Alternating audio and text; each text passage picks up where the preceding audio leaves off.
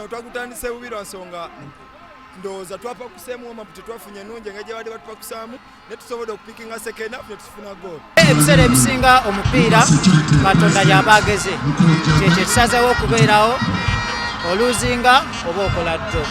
Empisa mu bawagizi, empisa mu baguddukanya, empisa mu baguzannya, n'empisa mu bagulamula yeba eba bendera.